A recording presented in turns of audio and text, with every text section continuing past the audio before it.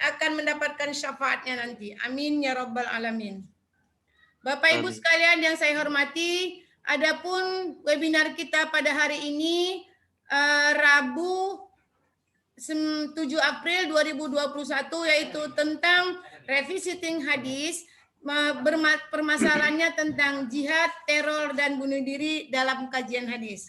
Baiklah Bapak Ibu sekalian, untuk membuka dan memberikan arahan serta pengantar pada acara kita ini, kami mohonkan kepada Bapak Dekan Fakultas Usuluddin dan Studi Islam UIN Sumatera Utara Medan memberikan arahan sekaligus pengantar dan membuka acara. Kepada Bapak Profesor kami persilahkan dengan segala hormat.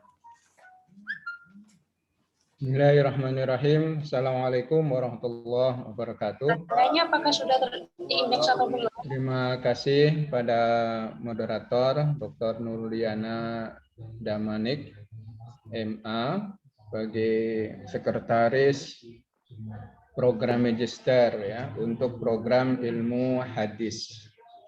Hamdan wa syukran lillah, salatan wa salaman ala rasulillah, rabbi syrah li sadri wa yassir li amri, wa hlul 'uqdatam min lisani yafqahu qawli amma ba'du.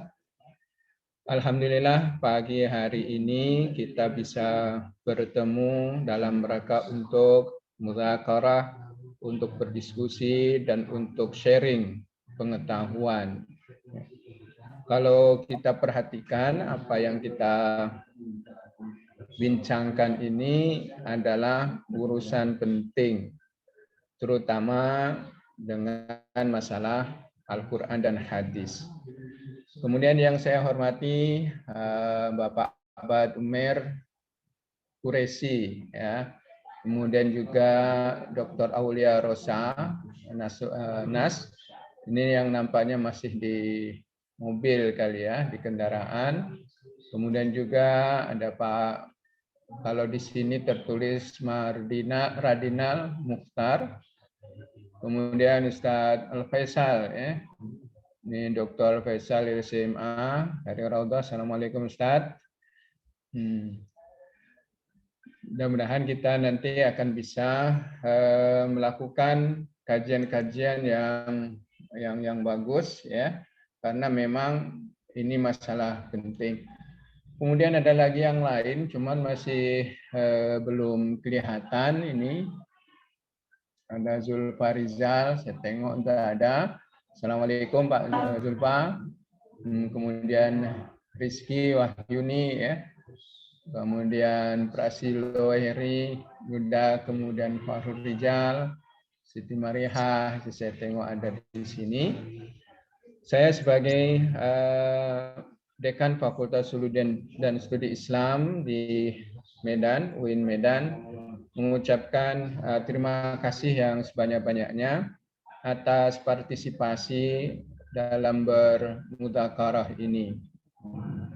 Saya meyakini bahwa dalam mudzakarah ini pasti nanti akan didapati banyak ilmu yang sangat penting, karena kita secara logika juga bisa memahami bahwa kalau mengobrolnya orang-orang yang berilmu, pastilah yang diobrolkan itu adalah ilmu.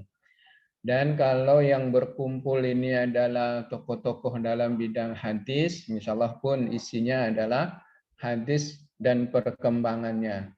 Memang pada saat ini atau fenomena yang muncul berbagai macam yang terkait dengan gerakan-gerakan yang intoleran ini memang banyak ya. Saya katakan banyak karena yang ketemu itu paling tidak yang besar-besar ada 2. Itu di Indonesia ya. Dan itu nantinya akan ke daerah pasti akan banyak. Oleh karena itu bagaimana sebenarnya Islam memandang ini? Karena Islam sebagai rahmatan lil alamin nampaknya bertolak belakang dengan kejadian-kejadian yang ada sekarang ini. Dan dengan adanya tolak belakang dari pekerjaan yang diperlihatkan itu, dan itu secara normal itu sudah bertentangan dengan Islam rahmatan lil alamin itu. Nah inilah barangkali perlu dikaji kembali apa yang perlu kita berikan sebagai solusinya. Ya mudah-mudahan dalam mengkaji ulang tentang masalah hadis kaitannya dengan terorisme dan jihad ini perlu juga untuk dipanaskan kembali. Tapi dipanaskan tapi untuk yang positif ya, bukan manaskan tambah-tambah lagi masalahnya. Oleh karena itu sekali lagi saya ucapkan selamat dan rasa senang saya dengan program ini. Terima kasih juga dengan Ketua Program Studi Ilmu Hadis, Dr. Zia. Dan saya lihat ini ada yang baru masuk, Ustadz Asrar Mabrur Faza. Ya. Saya ucapkan terima kasih pada Asrar yang salah satu di antaranya sebagai narasumbernya. Oleh karena itu, untuk mempersingkat waktu, marilah kita sama-sama membuka acara kita ini dengan membacakan Al-Basmalah. Bismillahirrahmanirrahim. Semoga acara kita ini bisa berlangsung dengan lancar. Demikian yang bisa saya sampaikan. Terima kasih sekali lagi. Assalamualaikum warahmatullahi wabarakatuh. Waalaikumsalam warahmatullahi wabarakatuh.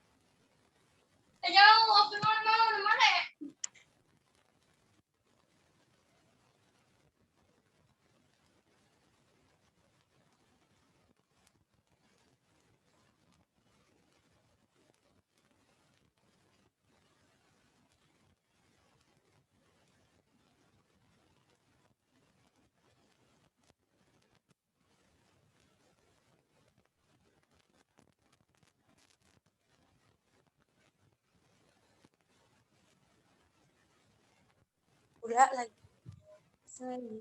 Markona.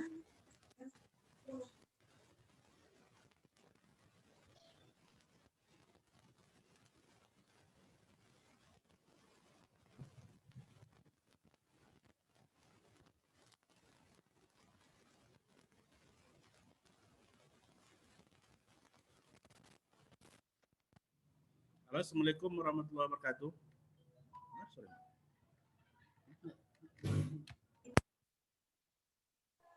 Waalaikumsalam warahmatullahi wabarakatuh.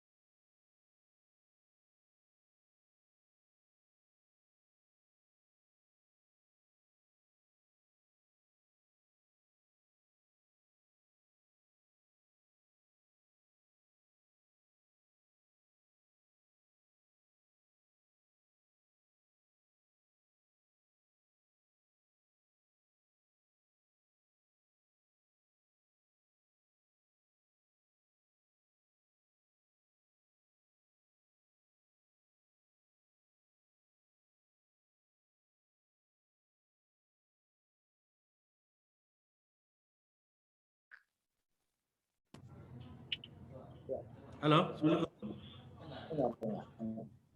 Suaranya kedengaran, Bang. Oke. Ya, terima kasih.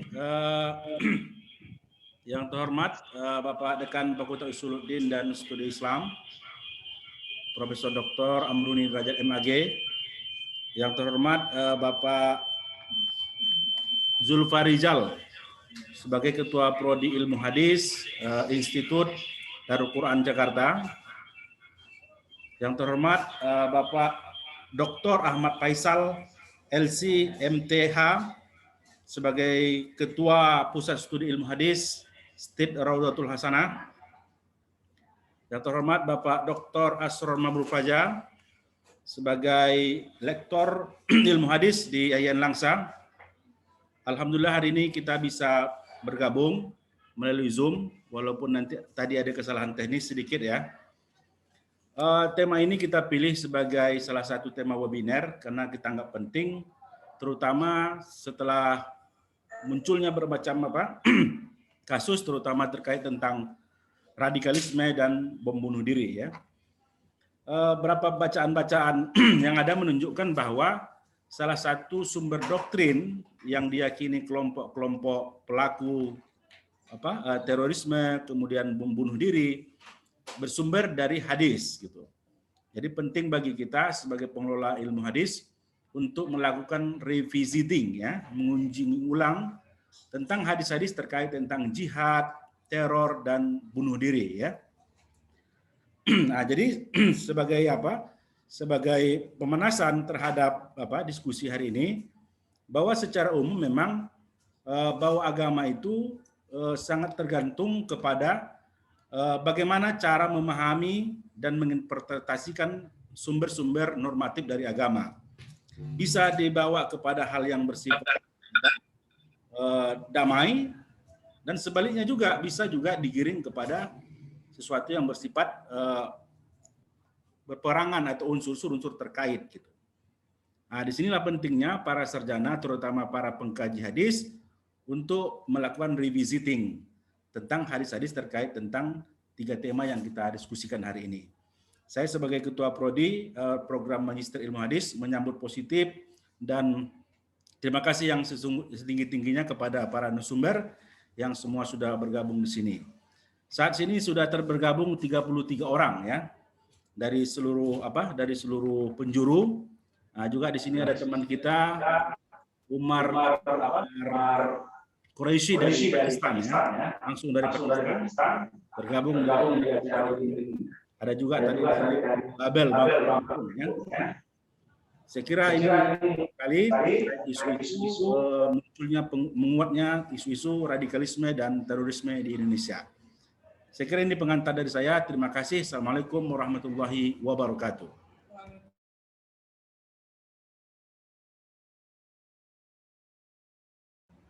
Zulfa boleh. Zulfa.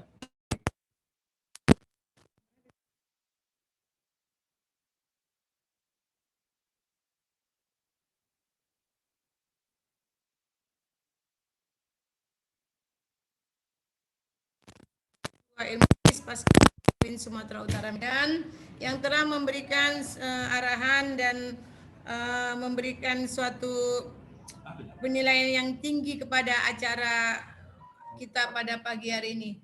Baiklah Bapak Ibu sekalian yang kami hormati di mana saja pun berada, masuklah kita kepada pembicaraan kita yang pertama, yaitu kami mintakan kesediaan dari Bapak Zulfahrizal MAG selaku Ketua Program Ilmu Hadis Institut Darul Quran Jakarta. Kepada Bapak kami persilakan dengan segala hormat.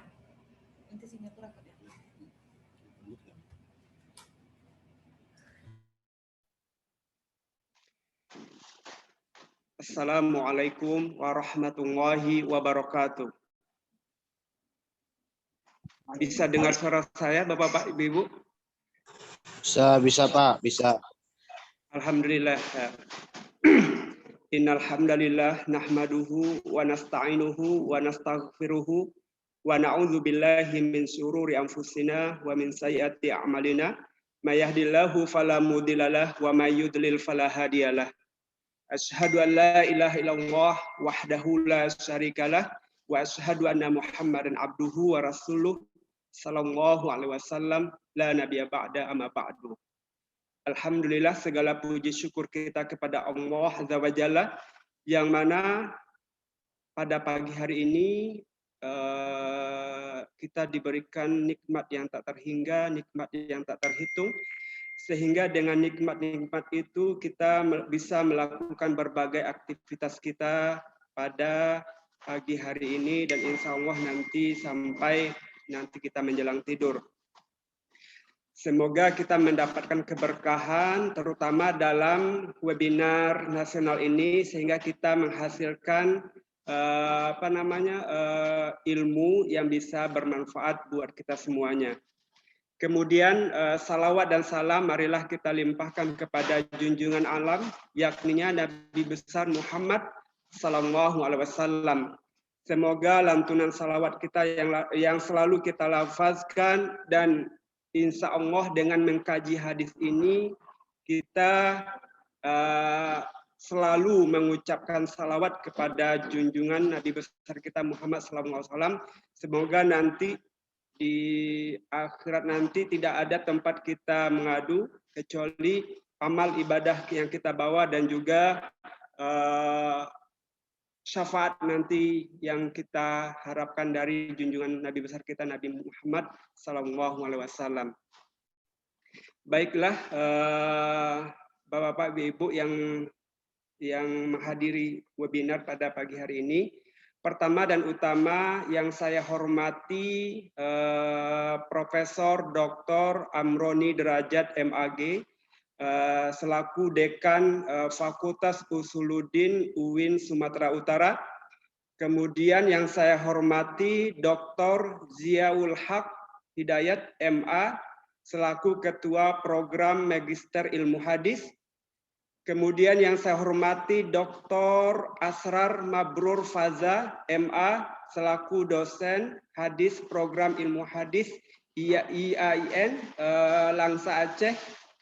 Yang saya hormati Dr. Ahmad Faisal LC MTH selaku Ketua Pusat Studi Ilmu Hadis STID Ar-Raudatul Hasanah.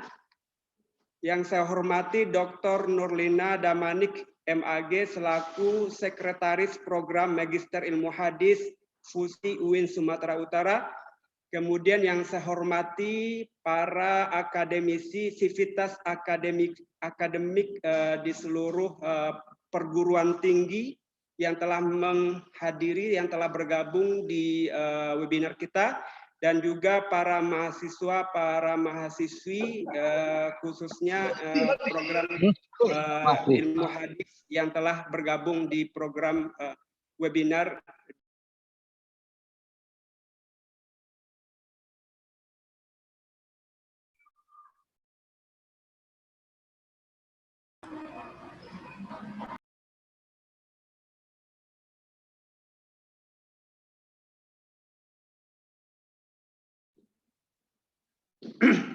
Halo, bisa dengar saya? Oke, lanjut, Ustaz Zulfa. Oh iya, ya. Bahwasanya teror itu diidentikan pada saat sekarang ini sebagai bentuk jihad. Bahkan jihad itu juga diimplementasikan dalam bentuk bom bunuh diri. Nah, bagaimana kita sebagai akademisi dalam studi hadis melihat wacana ini yang mana terjadi setiap waktu atau bahkan setiap tahun selalu ada fenomena-fenomena terjadinya bom bunuh diri dalam bentuk sebagai bentuk teror bagi masyarakat, bagi bangsa, bagi pemerintahan kita, bukan hanya saja terjadi di Indonesia saja, tetapi terjadi di berbagai belahan dunia, yang mana yang menjadi kambing hitamnya adalah kita sebagai umat Muslim. Bahkan di Eropa, di Amerika itu terjadinya Islamofobia, di mana Islam kita yang seorang Muslimah yang memakai hijab, memakai nikab, lalu diidentikan sebagai pelaku teror, itu yang membuat kita bahwasanya Islam itu sebagai bentuk agama yang mengajak ke kekerasan, ke radikalisme, dan juga bentuk radikal atau bentuk teror itu sendiri. Tetapi ketika bukan umat Muslim yang melakukan suatu perbuatan atau amaliyah itu, perbuatan itu, seperti perlakuan-perlakuan bangsa atau kaum Bani orang-orang Israel itu yang melakukan kekerasan, pembunuhan, pengeboman ke wilayah-wilayah Palestina itu tidak dianggap sebagai bentuk teror oleh publikasi atau media yang disampaikan oleh para atau negara-negara Amerika atau negara Eropa dan selanjutnya dan sebagainya. Nah, kapan sejarah terorisme ini terjadi? Sebelum kita mengkaji tentang perbedaan terorisme dan jihad ini, tentu kita mengkaji kapan sih sejarah terjadinya, kapan sejarah munculnya terorisme ini, kapan sejarah muncul kata-kata teror atau terorisme ini di berbagai belahan dunia. Tentunya diskursus tentang kapan terorisme ini muncul ke permukaan menimbulkan berbagai problem, berbagai pendapat. Ada yang mengatakan bahwa keberadaan terorisme itu sebenarnya telah ada sepanjang peradaban umat manusia. Hanya saja ketika istilah terorisme ini belum dikenal, tetapi aksi kekerasan yang terjadi diidentik dengan yang disebut dengan terorisme yang pada saat sekarang ini kita kenal. Ahli sejarah Yunani kuno yaitu Xenophon yang mengungkapkan bahwa penggunaan psychological warfare atau dikenal dengan perang secara diam-diam telah dipraktekkan oleh Kaisar Romawi melawan musuhnya, dianggap sebagai aksi terorisme ketika itu. Misalnya juga Kaisar Tiberius dan Raja Caligula dalam kekerasan Romawi, pengasingan, penyiksaan, dan penyitaan harta benda untuk meredam gerakan oposisi.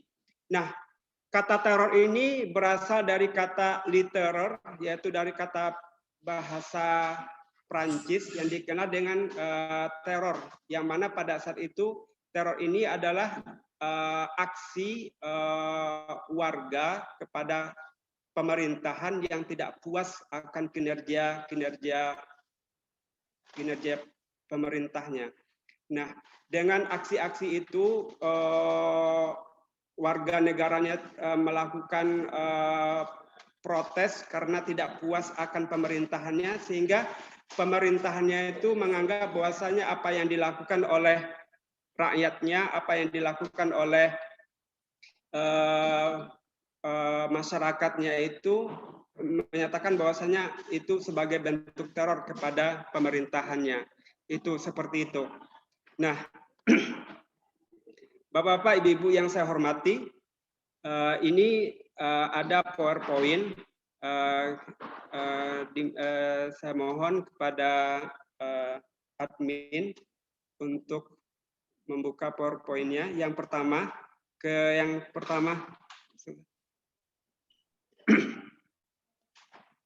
ya.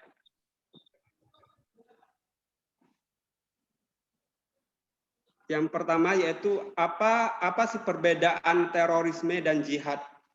Nah, dari segi sifatnya itu terorisme itu selalu mendatangkan kerusakan atau ifsad dan anarkis atau chaos atau yang dikenal dengan fuado yang berdampak signifikan terhadap masyarakat baik moral maupun material. Nah, sedangkan jihad itu bersifat melakukan upaya-upaya menuju perbaikan atau islah, sekalipun dalam bentuk peperangan. Oleh karena itu, perang yang dilakukan dalam rangka aplikasi jihad lebih menekankan pada kemaslahatan umat dan meminimalisasi kerusakan sarana dan prasarana serta lingkungan di wilayah yang menjadi sasaran peperangan. Ini sebagai bentuk perbedaan antara terorisme dan jihad. Yang ke slide selanjutnya.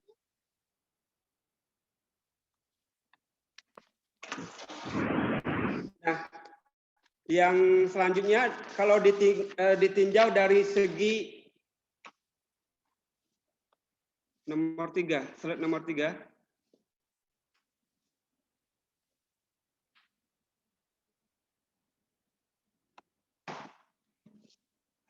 Kemudian perbedaan terorisme dan jihad itu yang kedua, perbedaannya adalah kalau ditinjau dari segi tujuannya, terorisme itu memiliki karakteristik untuk menciptakan dan membangkitkan kepanikan dalam masyarakat atau dalam pemerintahan.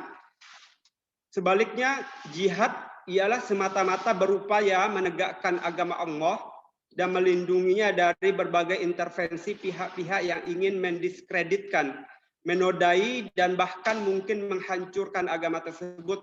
Jihad juga mempunyai misi membela hak-hak individu maupun masyarakat yang terzalimi, terdiskriminasi, tertindas oleh kelompok dominan dan imperialis. Nah, ini sangat terlihat sekali ketika teror-teror yang diidentikan dengan Islam, yang diidentikan dengan kita sebagai umat Islam, terjadinya perbedaan yang sangat signifikan, di mana ketika yang bukan umat Muslim yang melakukan, media massa tidak mempublikasikannya, seperti yang terjadi sama saudara-saudara kita yang berada di Palestina, di Rohingya, dan di berbagai lainnya, ketika mereka menghancurkan, ketika mereka memporak-porandakan negara saudara kita atau menghancurkan hak-hak azazi saudara kita, bahkan juga membunuh anak-anak yang tidak berdosa, maka ini menjadi kebalikan apa yang terjadi pada saat sekarang ini. Yang ketiga, jihad bertujuan yaitu menjunjung tinggi kalimatullah, yaitu dinul Islam, agama Islam, dan memberikan perlindungan kepada kaum muslimin yang lemah dan tertindas, serta mengamankan akidah, jiwa, harta, dan anak-anak dari penganiayaan dan permusuhan, yaitu konsepnya yaitu amar ma'ruf nahi mungkar. Ini sebagai bentuk dari tujuan jihad itu sendiri. Selanjutnya,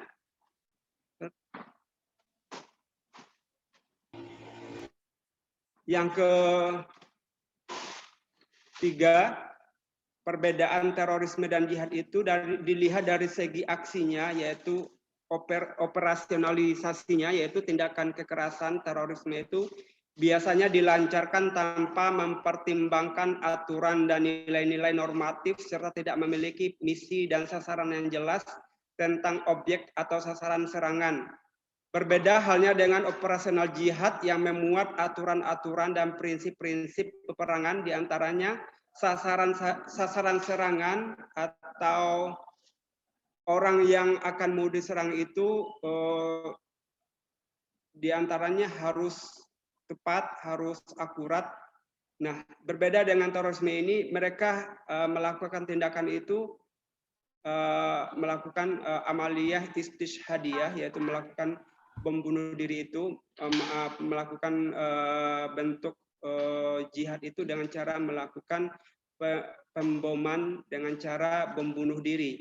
Nah, berbeda dengan ini, diantaranya sasaran serangan harus jelas, yakni dilimitasi terhadap musuh menyerang sehingga bisa menghindari korban dari kelompok yang memiliki hak perlindungan keamanan, antara lain warga sipil, non-militer, anak-anak, atau para pendeta dan manula orang tua yang lemah. Nah, hal ini sangat jelas membedakan antara terorisme dan jihad, sehingga tidak sulit dalam menilai suatu tindakan apakah termasuk aksi teror atau jihad. Nah, ada kelompok tertentu yang mengklaim tindakannya itu sebagai aplikasi jihad, tetapi menyalahi kode etik jihad itu sendiri. Misalnya pengakuan aktor pengeboman Bali yaitu Imam Samudra dan kawan-kawannya yang menyatakan bahwasannya yang mendorong mereka melakukan tindakan amaliyah istishhadiyah itu adalah dalam bentuk motivasi jihad, yaitu motivasinya adalah ingin mendapatkan surga yang tertinggi nanti, ingin mendapatkan bidadari-bidadari, sehingga ada doktrin-doktrin dari guru-gurunya, dari orang-orang yang mendoktrinnya bahwasanya kalau kamu melakukan pengboman bunuh diri, melakukan amaliyah istishhadiyah ini, ada ganjaran yang berlipat ganda yang akan kamu dapatkan, sehingga orang-orang yang haus akan ilmu agama, mereka itu haus akan pendidikan agama, tetapi belum minim atau basic keagamaan mereka itu tidak kuat, tetapi gairah atau keinginan mereka untuk melakukan suatu perbuatan yang mereka ingin dapatkan itu pahalanya berlipat ganda, mereka melakukan seperti amaliyah istishhadiyah dengan cara bom bunuh diri, sebagai bentuk, salah satu bentuknya adalah motivasinya adalah yaitu jihad yang ingin mendapatkan surga atau yang ingin diiming-imingi bahwasanya nanti kamu di surga akan mendapatkan bidadari-bidadari yang nanti akan kamu dapatkan, itu sebagai bentuknya. Selanjutnya,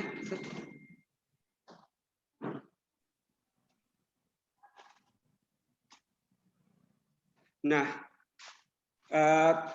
tadi kita telah membahas tentang perbedaan terorisme dan jihad. Kita sekarang mengkaji tentang apa sih definisi jihad dengan cara bom bunuh diri ini yang dikatakan yaitu amaliyah istishhadiyah. Menurut Muhammad Ta'amah Al-Qadah, bahwasanya definisi jihad dengan bom bunuh diri ini adalah aktivitas seorang mujahid yang melemparkan dirinya pada kematian untuk melaksanakan tugas berat dengan kemungkinan besar tidak akan atau tidak selamat, akan tetapi dapat memberi manfaat besar bagi kaum muslimin. Menurut Muhammad Ta'amah Al-Qadah ini, bahwasanya tindakan ini dilakukan kalau itu di wilayah Darul Harb, yaitu di wilayah peperangan, yang mana kita dituntut untuk melakukan jihad dengan cara misalnya kalau musuh menyerang negara kita, menyerang wilayah kita, lalu apa yang kita bisa lakukan, bisa dengan dalam bentuk harta, bisa dalam bentuk jiwa kita, maka ketika kita terancam, negara kita terancam diserang oleh orang lain, maka bisa dikatakan bentuk bom bunuh diri ini bisa dikatakan bentuk jihad kalau negara itu diperangi, atau ya diperangi seperti di wilayah Palestina, negara Palestina, yang mana ketika kaum Zionis memasuki wilayah tersebut, nah salah satu pemuda mereka memberanikan diri untuk maju menghadang musuh, meletakkan bom dalam dirinya, di badannya, maka itu bisa dikatakan sebagai bentuk amaliyah istishhadiyah.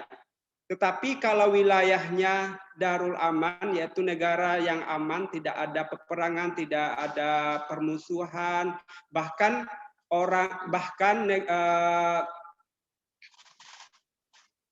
lain, misalnya orang Barat, Amerika yang datang ke negara kita itu ditanggung keamanannya, dijamin keamanannya, keselamatannya, memberikan visa ke negara kita, maka ketika kita melakukan bom bunuh diri ini seperti yang dilakukan oleh Imam Samudra atau Amrozi dan kawan-kawannya itu bukan bentuk amaliyah istishhadiyah, tetapi menyatakan bahwa itu adalah salah satu bentuk pengkafrahan tentang teks itu sendiri, yaitu bisa pemahaman yang melenceng terhadap Al-Quran dan hadis yang mereka pahami secara tekstual, bukan kontekstual. Sehingga ayat-ayat atau hadis-hadis yang mereka pahami, yang mereka kaji, di samping itu juga ada doktrin-doktrin dari gurunya, dari orang yang memberi doktrin itu, sehingga pemahaman-pemahaman yang melenceng itu terjadi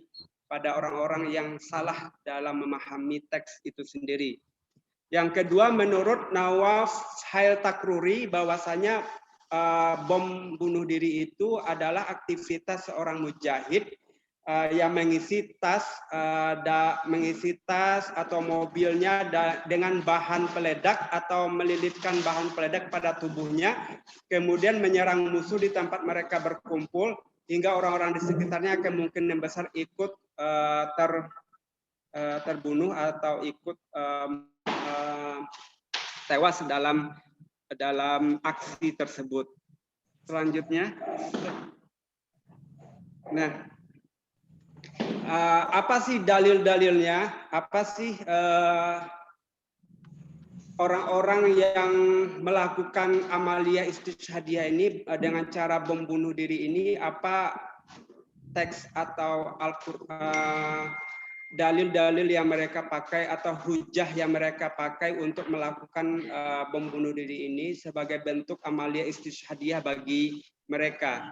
Nah, hadis-hadis yang memiliki kontroversi makna zahir tentang jihad bom bunuh diri, seperti pertama, hadis-hadis yang dipahami membolehkan jihad dengan cara bom bunuh diri, seperti yang hadis yang diriwayatkan oleh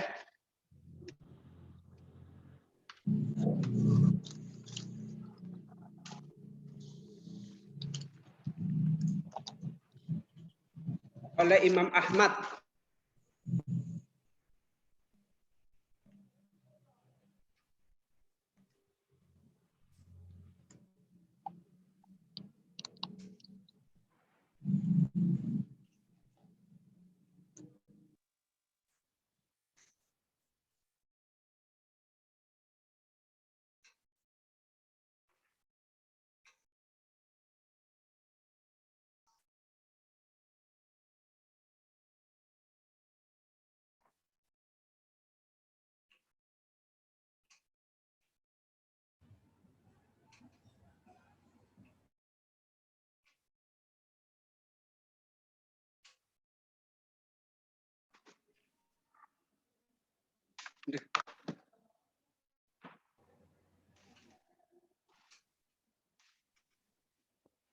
Halo. Lanjut. Iya, mohon maaf karena sinyal jadi hilang itunya.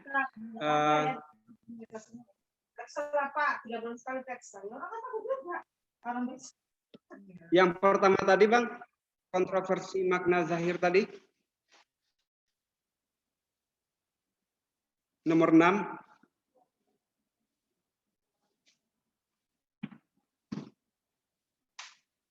Slide nomor 6, Bang.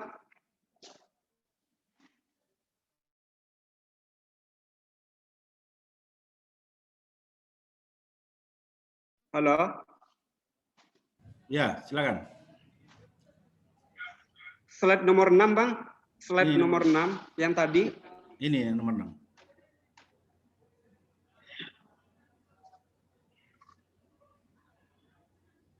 Nah, jadi cek juga lah Pak ini. Oh, kalau pakai kayak gini udah nggak dicek-cek lagi lah ya kan? Kan bahasanya kayak anak. Ya, silakan Pak Zulfa.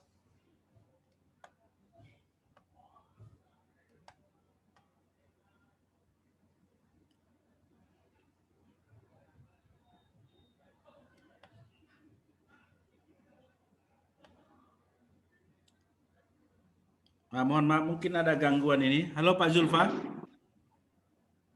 Ya. Silakan. Mungkin waktunya 5 menit lagi nih. Mungkin bagian akhir aja. Ya bagian akhir aja, Bang. Kesimpulan aja, Bang. Kesimpulan aja dulu. Slide kesimpulan, Bang. Ya, silakan.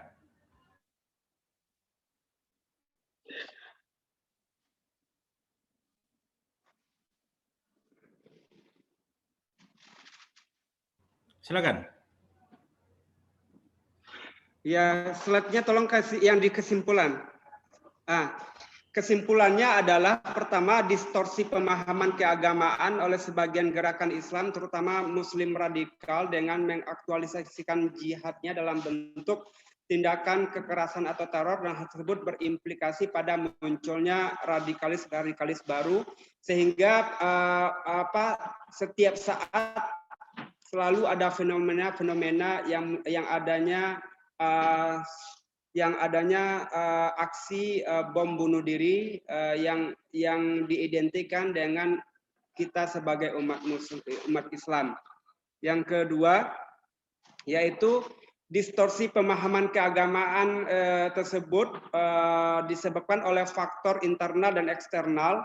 Secara internal adalah berkaitan dengan pemahaman Islam yang sempit, yang rigid, dan cenderung teks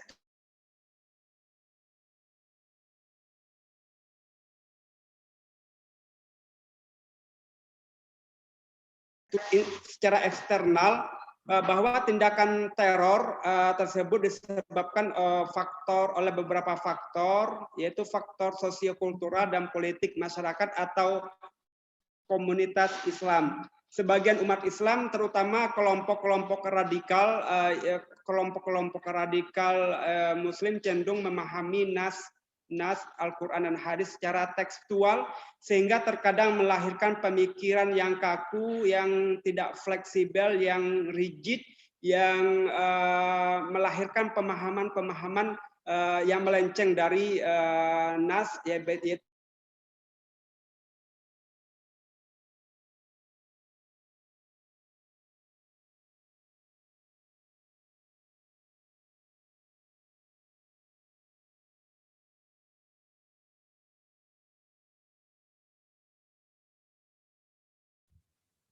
Pak Zulfa hilang suaranya. sinyalnya nggak bagus. Mohon maaf, hilang timbul karena sinyal tidak bagus. Saya mohon maaf, tidak tersampaikan dengan baik materinya. Mungkin insya Allah nanti ada sesi tanya jawab, kita bisa mendiskusikan secara bersama-sama. Mungkin itu saja pemaparan dari saya. Saya kembalikan kepada moderator untuk selanjutnya. Terima kasih. Assalamualaikum warahmatullahi wabarakatuh. Waalaikumsalam. Terima kasih Ustadz Zulfa Rizal ya. Saya kira pemaparan tadi sudah cukup bagus, dimulai dari dari definisi, kemudian perdebatan masalah antara teroris dan bom bunuh diri ya. Kemudian untuk narasumber berikutnya kita mintakan kepada Bapak Dr. Asror Mabul Praja. Kita persilakan. Silakan Pak Asror. Bismillahirrahmanirrahim. Assalamualaikum warahmatullahi wabarakatuh. Waalaikumsalam warahmatullahi wabarakatuh. Alhamdulillah wassalatu wassalamu ala Rasulillah wa ala alihi wa sahbihi wa man wala wala haula wala quwwata illa billah. Alhamdulillah kita bisa berkumpul di sini. Saya ucapkan pertama terima kasih kepada Fakultas Usuluddin dan Studi Islam Bapak Profesor Dr. Amroin Intrajat dan khususnya pada Bapak Ketua Prodi Ilmu Hadis S2 Pasca Sarjana Dr. Ziaul Haq Hidayat MA. Demikian juga mungkin kepada Ibu Sekretaris Prodi Dr. Nurliana Damanik MAG, kepada para narasumber lainnya Al-Muhadirun, Pak Zulfa Rizal MAG dan Pak Dr. Ahmad Faisal LC MTH. Saya merasa bahagia dan gembira sekali bisa kembali diundang kembali di dalam webinar kali ini untuk membahas hal yang sedang hangat-hangatnya, yaitu persoalan jihad. Tapi mungkin di sini izinkan saya menyampaikan sedikit apa yang saya ketahui tentang beberapa perspektif tentang hadis jihad yang saya bawakan dalam judul Ontologi Jihad dalam Hadis Nabi Sallallahu Alaihi alihi wasallam. Jadi mungkin ini semacam semangat saja, jadi pemantik saja kepada kita semua bagaimana bisa membaca ulang hadis-hadis Nabi yang terkait dengan jihad. Terutama hadis yang secara eksplisit menyebutkan kata jihad. Sudah ada banyak gambaran Bapak narasumber sebelumnya, apa itu terorisme dan lain sebagainya, radikalisme dan sebagainya. Saya di sini memfokuskan diri kepada kata jihad itu sendiri di dalam terminologi atau term-term hadis.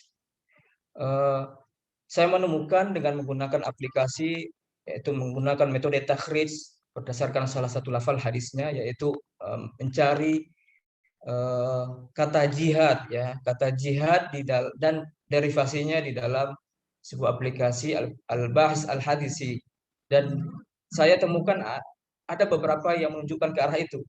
Saya pertama menggunakan kata yujahidu atau yujahiduna. Kenapa saya mencari kata yujahidu? Karena menurut saya dia berbentuk fi'il mudhari yang akibatnya berfaedah bahwa pekerjaan itu, berjihad itu harus dilakukan secara terus-menerus. Di waktinal hadir wa fil yaumil mustaqbal, pada hari ini dan pada hari yang akan datang. Jadi kalau berjihad itu memang harus continue, harus istimrar. Itu yang dinamakan jihad. Maka saya memilih kata yujahidu. Hasil penemuan saya, kata yujahidu dan yujahiduna dan derivasi lainnya berjumlah 133 tempat. Ada pada 133 tempat dengan berbagai macam periwayat hadis, seperti dalam karya-karya Ibnu Hajar Al-Haythami, Sahih Ibnu Hibban, Sahih Muslim, Nasa'i, Sunan Abi Dawud, Musnad Ahmad bin Hanbal, Sunan Ibnu Majah, Sunan At-Tirmizi, Sahih Al-Bukhari, Musnad Ahmad, dan lain sebagainya. Jadi kata yujahidu dan yujahiduna banyak sekali kita temukan kata itu. Tentu saja nanti ada 1-2 yang kita akan bahas secara fokus di dalam webinar kali ini, insya Allah. Kemudian saya juga menggunakan kata jahidu. Ini adalah untuk melihat siapa sebenarnya, maksudnya kata jihad, kita berjihad itu diarahkan kepada siapa, gitu ya. Harus ada objeknya. Jadi untuk menentukan objek daripada jihad di dalam hadis, saya gunakan kata jahidu dalam fiil dalam fiil amar, ya, jahidu, berjihadlah kalian semuanya. Itu juga ada di dalam 133 tempat dengan berbagai macam periwayat hadis. Di antaranya adalah Imam As-Subki, Imam An-Nasa'i, Abu Dawud, Ahmad, Ibnu Hazm juga meriwayatkan yang menggunakan kata jahidu. Ibnu Daqiq Al-Aid juga demikian, Ibnu Hajar Al-Asqalani dan lain sebagainya. Jadi ada pada 133 tempat. Banyak sekali. Ini menunjukkan bahwa kata jahid itu sangat populer digunakan dalam beberapa hadis dan di dalam beberapa manuskrip hadis atau teks-teks hadis. Terakhir saya mencoba menggunakan kata jihadun nisa. Ini mungkin ada kaitannya dengan apa yang terjadi belakangan ini. Banyak perempuan menjadi subjek, ya. Kalau kita katakan sebagai subjek lah, sebagai subjek atau pelaku yang dianggap sebagai jihad, di dalam apa yang mereka sebut sebagai jihad. Mungkin saja mereka, saya tidak akan menjudge bahwa mereka lakukan itu semacam memutarbalikan fakta tentang atau makna tentang jihad, tetapi kita harus pahami bahwa mereka juga menggunakan, yang pasti bahwa mereka juga menggunakan kata jihad di dalam eksekusinya, dalam istishhadiyahnya. Jadi kita tidak bisa mengatakan, oh kalian jangan menggunakan kata jihad, pakai istilah yang lain, pakai saja istilah terorisme, tidak bisa begitu. Karena memang mereka menggunakan dalil yang diambil dari hadis. Maka saya menemukan dari kata jihadun nisa itu pada 78. Sebetulnya ada 120 sekian, tetapi yang lebih fokus kepada kata jihadun nisa yang menunjukkan kepada kita apa sih sebenarnya gaya berjihadnya kaum perempuan. Itu saya temukan di dalam 78 riwayat atau 78 tempat. Itu diriwayatkan di dalam Sahih Al-Bukhari, Musnad Ahmad bin Hanbal, An-Nasa'i, Ibnu Majah, dan Al-Baihaqi, Ibnu Abi Syaibah, Musannaf Ibnu Abi Syaibah, Ibnu Al-Jauzi, Ibnu Katsir, Ibnu Hajar dan lain sebagainya. Selanjutnya kita masuk kepada bagian ontologi atau apa sebenarnya apa hakikat daripada jihad itu sendiri. Saya mengajak kepada kita semuanya ketika membaca sebuah atau ingin memaknai sebuah hadis dan hadis itu menggunakan kata yang unik dan kata itu sudah dikenal sejak masa ketika Al-Quran atau hadis itu dipublish pertama kali atau diurutkan pertama kali untuk hadis dan dinuzulkan pertama kali untuk Al-Quran, maka kita berupayalah mencari kata dasar atau makna dasar sebelum diwarnai dengan kata-kata makna-makna yang lain. Kan makna itu bertingkat, berlapis-lapis. Saya mengajak kepada kita semuanya, mari kita melihat bagaimana arti kata jihad itu sendiri dalam di dalam diskursus kebahasaan. Saya mencoba menggunakan kitab yang katanya itu merupakan kitab kamus yang menampilkan kata-kata dasar dari istilah-istilah yang digunakan di dalam teks-teks keagamaan, baik Al-Quran, hadis atau dalam dalam bacaan apa, bahwa ada kata jihad itu berasal dari huruf jim, ha, dan dal. Ketiga kata itu menunjukkan al-masyaqqah. Kalau kita lihat di dalam lisanul Arab misalnya Ibnu Manzur juga menggunakan kata at-taqah, al-masyaqqah atau al-taqah. Jadi segala perbuatan yang menunjukkan perlunya upaya yang maksimal atau orang tersebut merasa kesusahan atau orang tersebut merasa sulit untuk melakukan sesuatu sehingga dia bazlul zuhdi, mengerahkan semua kemampuannya untuk melakukan sesuatu itu, maka sesuatu itu kita sebut sebagai kata jihad, apapun itu secara etimologi, secara kebahasaan. Jadi segala perbuatan, jadi kalau ada perbuatan yang ringan apapun itu bentuk ibadahnya, kalau kita melihat berdasarkan kata ini, jihad ini, maka itu tidak masuk ke dalam kategori al-jihad atau al-juhudu. Kita meranjak kepada apa arti jihad secara terminologi. Nah, ini menarik. Apa arti jihad secara terminologi? Banyak sekali tentunya arti jihad. Mahwal jihad, apa ta'rif daripada jihad, banyak sekali. Kalau kita buka kamus dengan berbagai macam kelebihan-kelebihannya, kita akan banyak menemukan makna kata jihad. Tapi saya sangat tertarik apa yang disebutkan seorang Sayyid kalau di kalangan kita adalah keturunan Nabi, ya kan? Seorang Sayyid al-Alamah, yaitu yang bernama Ali bin Muhammad Sayyid Syarif Al-Jurjani dalam Mu'jam At-Ta'rifat. Ini menarik nih, kata beliau, al-jihadu huwa ad-du'a'u ila dinil haq. Kita tahu kan, kita sudah dalam pikiran kita terbayang kata jihad itu bagaimana gitu, begitu wahab gitu. Jihad juga punya tendensi-tendensi yang berbeda-beda. Jadi beliau mengatakan jihad itu adalah hanya ad-du'a'u ila dinil haq, mengajak kepada yang benar. Jadi dakwah, lebih tepatnya dakwah. Jadi orang yang berjihad secara terminologi, saya memilih menggunakan istilah terminologi di sini. Secara terminologis, kata jihad itu adalah dakwah, mengajak orang kepada agama yang benar. Jadi mungkin ya kita persilahkan saja dengan berbagai macam ragam definisi ya yang dikaitkan dengan istilah-istilah keagamaan dalam nomenklatur keagamaan. Jihad itu diartikan perang, jihad itu diartikan upaya yang sungguh-sungguh, atau jihad itu diartikan sebuah perjuangan, perjuangan yang begitu membutuhkan, yang membuat seseorang itu merasa kesulitan atau susah begitu, membutuhkan upaya yang all out yang maksimal. Silakan saja demikian makna-makna itu, tapi saya lebih memilih di sini dalam konteks ini adalah makna jihad yang dikemukakan oleh Imam Al-Jurjani dalam Mu'jam At-Ta'rifatnya, yaitu mengajak orang kepada agama yang benar. Di sini ada saya tampilkan, bisa bergeser mungkin slide-nya. pada salah satu hadis yang menggunakan kata yujahidu adalah seperti yang dikemukakan oleh Imam Al-Bukhari di dalam kitab sahihnya. Saya sengaja menggunakan menggunakan hadis di dalam Sahih Bukhari supaya tidak ada pertanyaan ini hadisnya sahih atau bukan.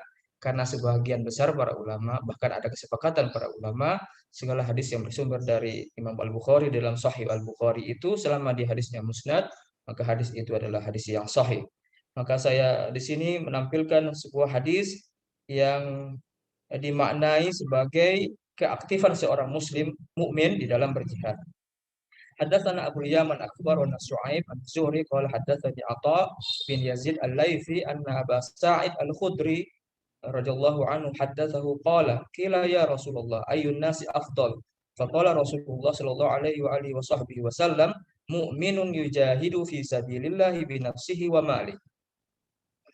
Ini sebuah hadis yang sahih, tentu hadis yang sahih, meskipun bagi segelintir para peneliti perlu juga dikritisi, ditakhrij ini hadis ini orang-orangnya apakah berada pada level kesikohan atau tidak.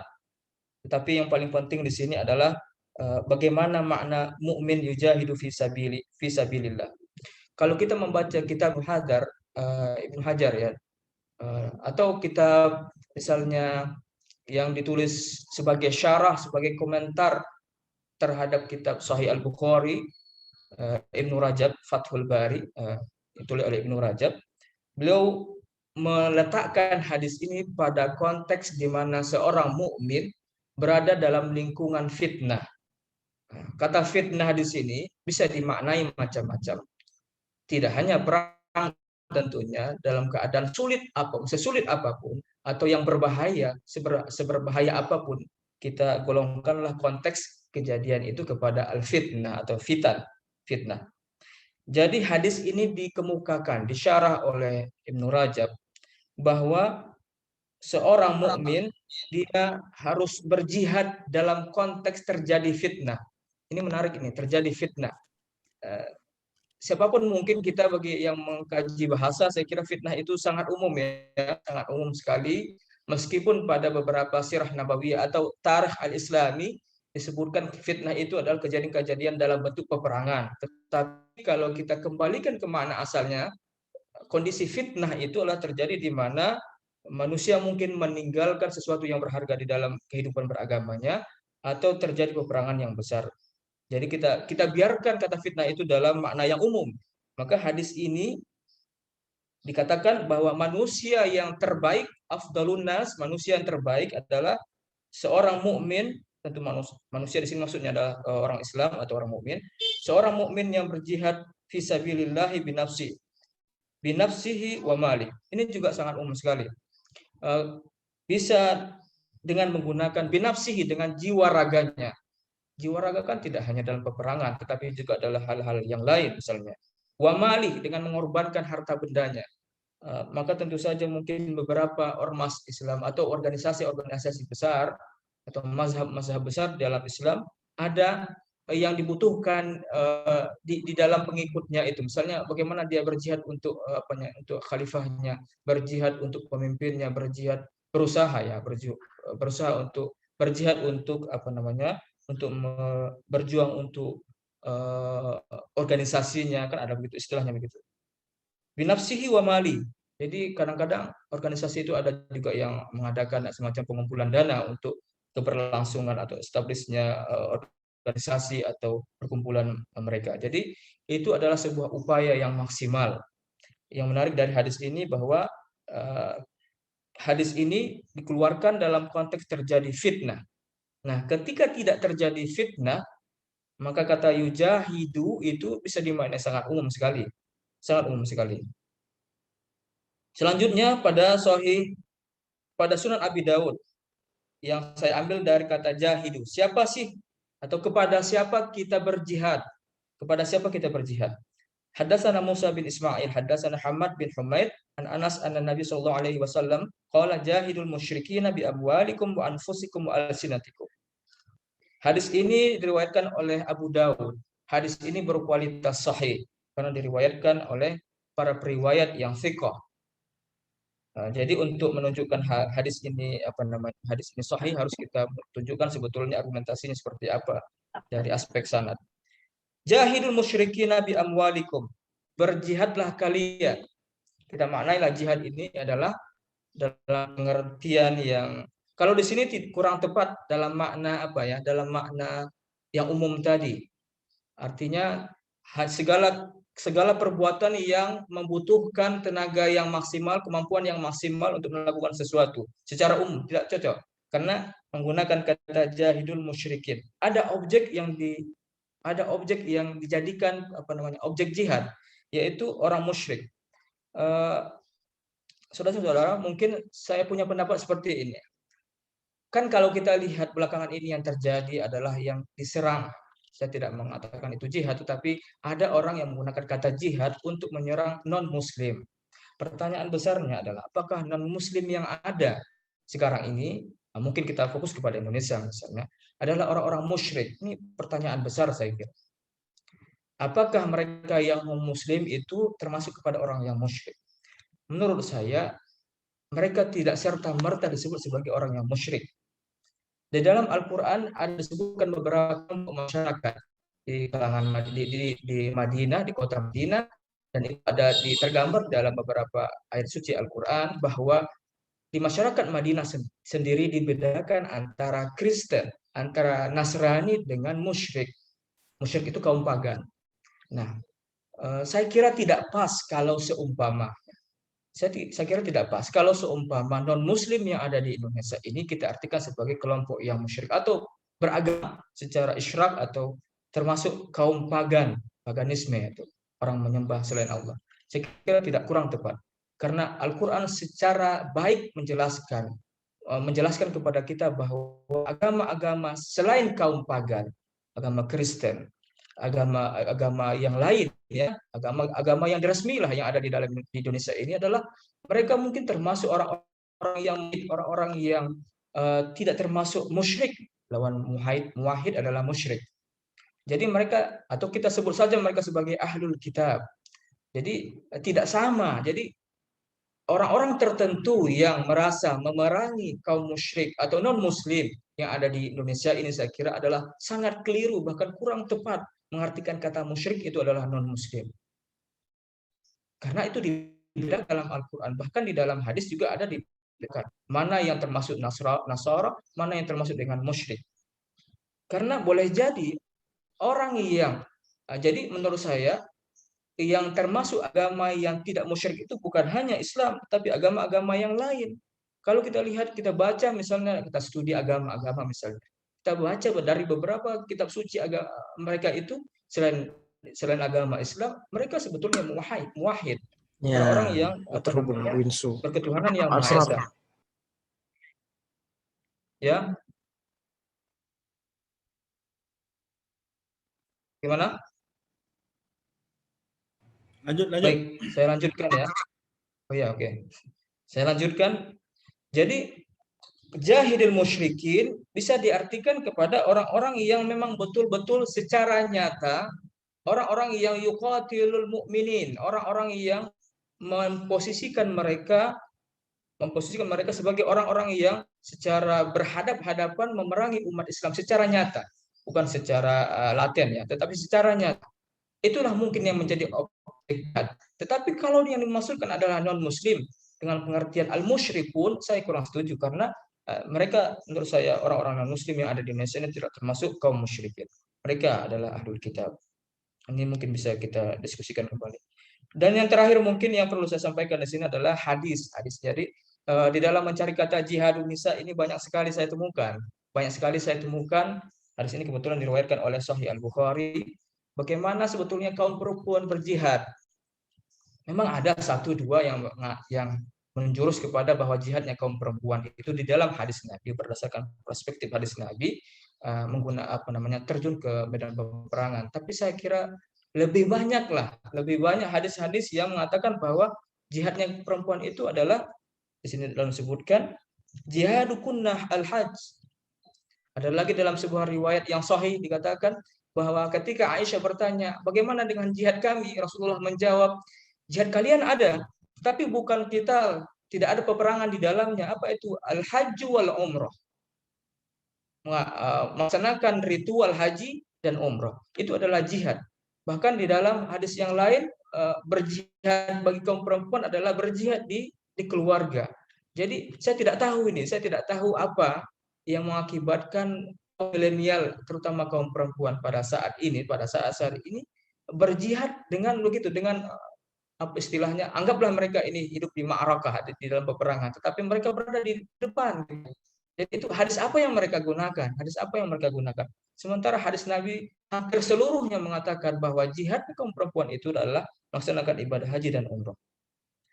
Jadi kita perlulah kembali melihat hadis-hadis Nabi, hadis-hadis al-hadis nabawiyah itu, bagaimana sebetulnya jihad itu dilakukan, apa pengertian jihad. Jihad tidak hanya dalam hadir dalam medan peperangan, tetapi jihad juga diartikan sebagai berusaha yang sungguh-sungguh untuk melakukan sesuatu yang maksimal, all out begitu. Dan kepada siapa berjihad? Apa objek berjihad? Orang musyrik? Siapa orang musyrik yang ada di Indonesia? Nah, itu pertanyaan-pertanyaan besar saya kira. Itu dulu sebagai pemantik diskusi kita pada pagi menjelang siang hari ini. Terima kasih kepada moderator. Saya kembalikan. Assalamualaikum warahmatullahi wabarakatuh. Waalaikumsalam warahmatullahi wabarakatuh. Terima kasih Dr. Asror. Saya kira banyak sekali informasi-informasi yang menarik dari beliau. Untuk selanjutnya kita mintakan kepada narasumber terakhir kita, itu Bapak Dr. Ahmad Faisal, LC-MTH. Kita persilakan.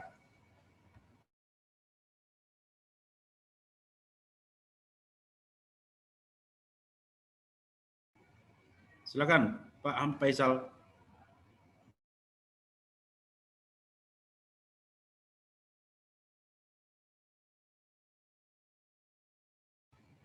Halo Pak Ahmad Faisal.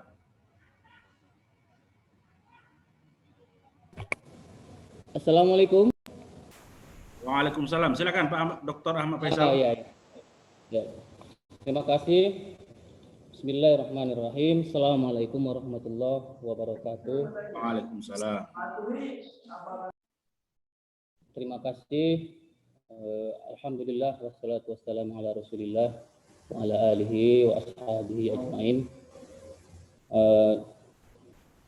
Saya ucapkan terima kasih banyak pada Fakultas Usuluddin dan Studi Islam UIN Medan yang telah memberikan kesempatan kepada STIP Ar-Raudhatul Hasanah, kemudian terkhususnya kepada Bapak Dekan Profesor Dr. Amroni Derajat. Selanjutnya guru saya ya, Dr. Asror Mabrur Faza, dulu pernah sekelas sama beliau, tapi saya menghadap ke papan tulis ya, mudah-mudahan sehat. Kemudian Dr. Aulia Rosad, kemudian Ketua Prodi Dr. Ziaul Haq, semoga semuanya dalam keadaan sehat walafiat. Jadi sudah sangat jelas dibicarakan oleh Saudara Zulfarijal sebelumnya, kemudian Dr. Asror Mabrur Faza mengenai hadis-hadis yang menjadi problem pada saat ini, yaitu tentang masalah jihad, teror, dan bunuh diri. Jadi pembahasan jihad, teror, dan bunuh diri ini sangat banyak dikaji oleh para ulama. Ayat Al-Quran dan hadis-hadis sangat banyak membahas persoalan tersebut.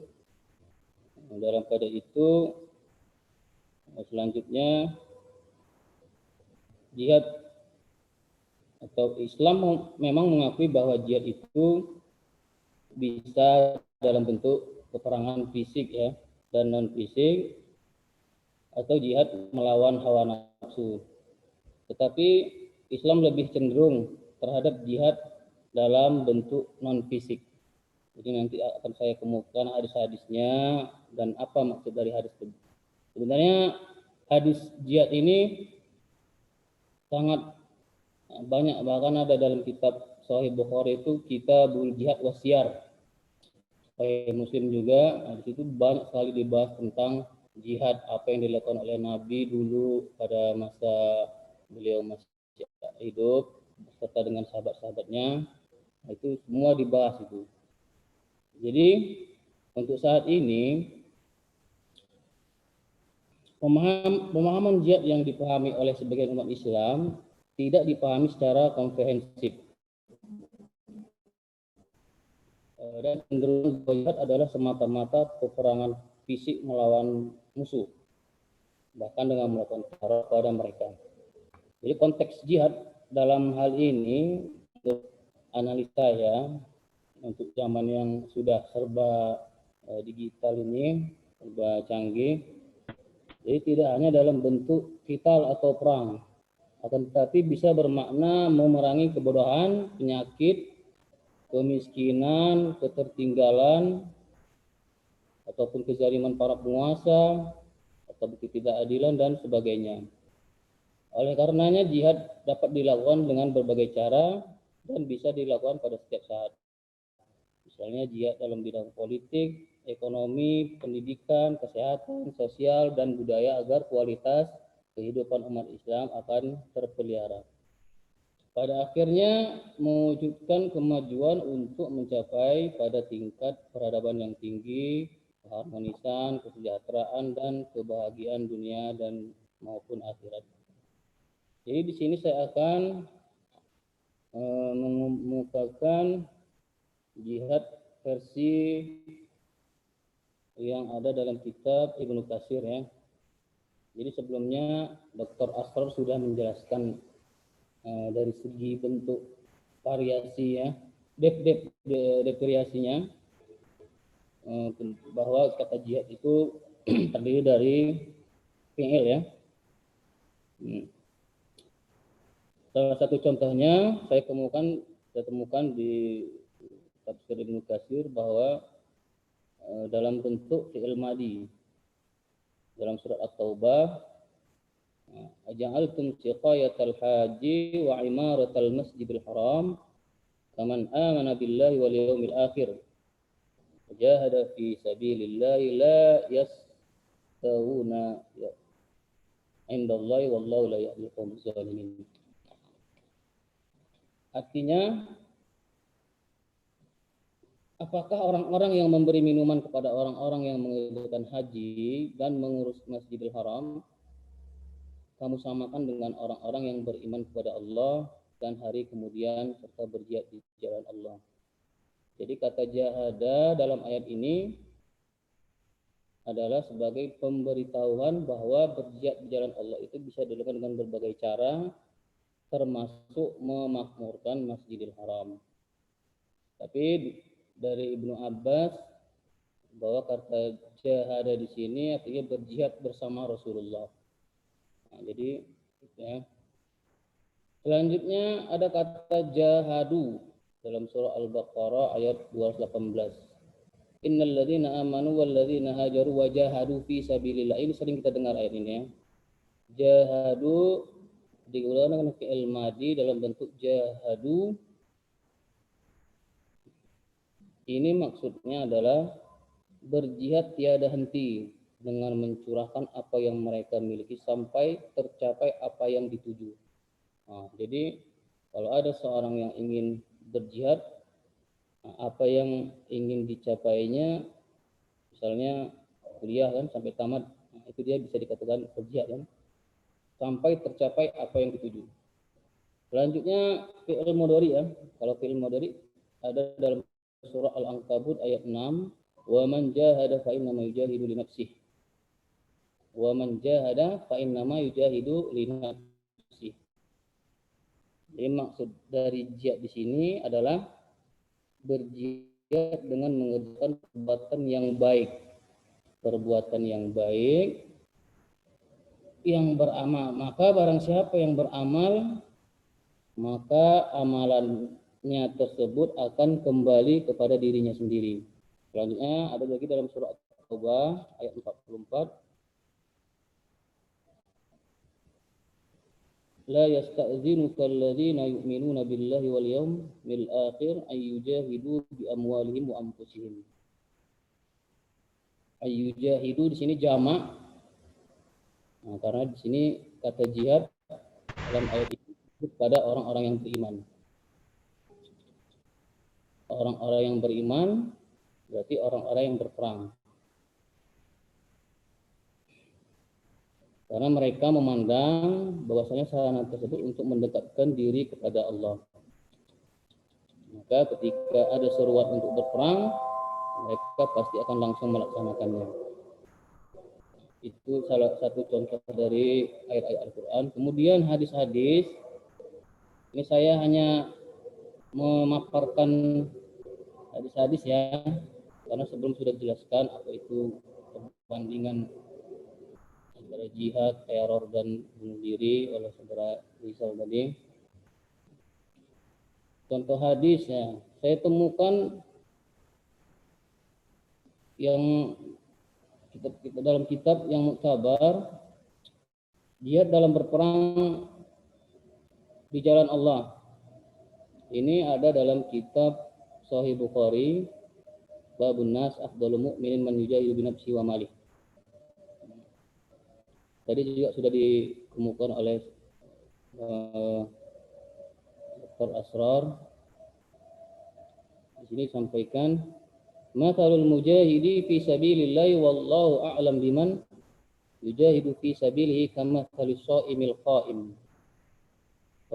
Perumpamaan seorang mujahid di jalan Allah dan hanya Allah yang paling tahu siapa yang berjihad di jalannya.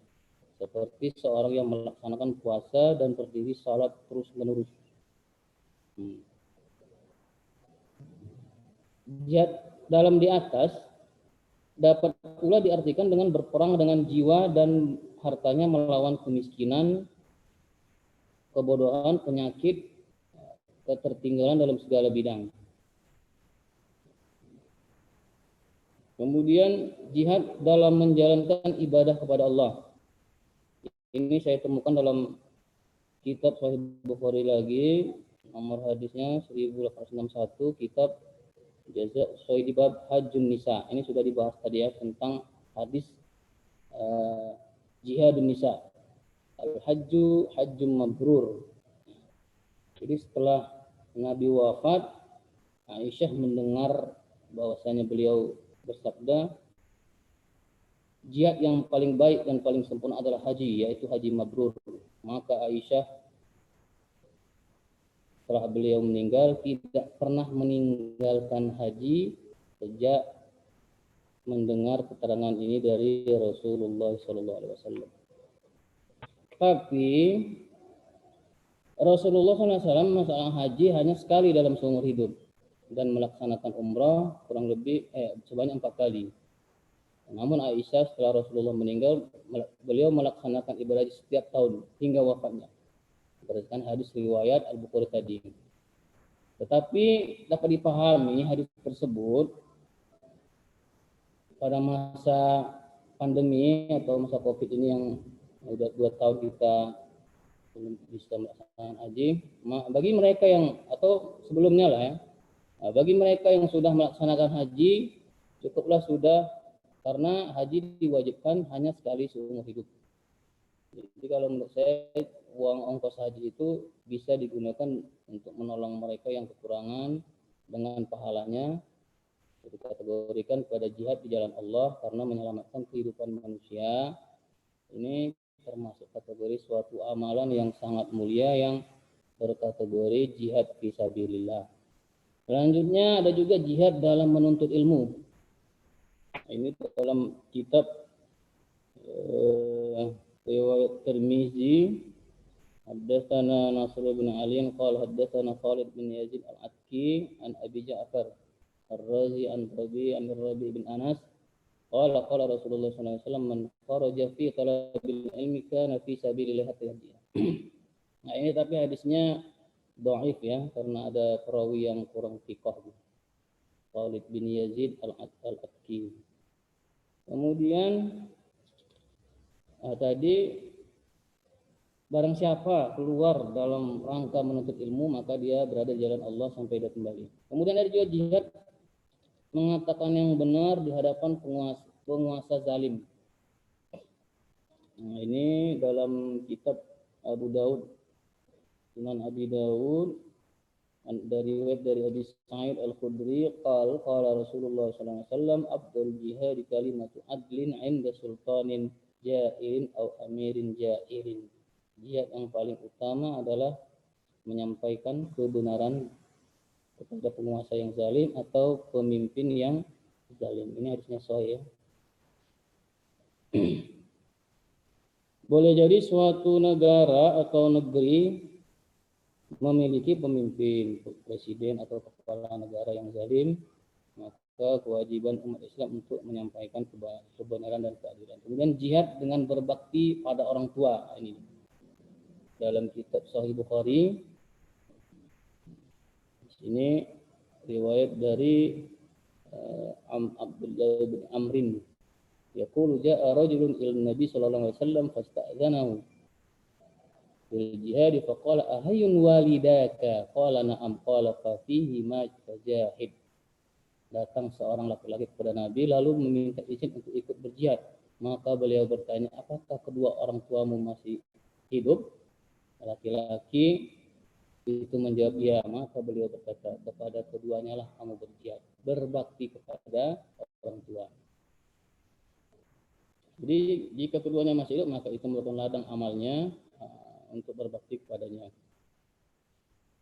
Jadikan mereka berdua sebagai raja agar rezeki kita juga seperti rezeki raja. Selanjutnya jihad dalam melawan hawa nafsu ya. Jihad melawan hawa nafsu ini dalam kitab Sunan Tirmidzi. Fadailul jihad.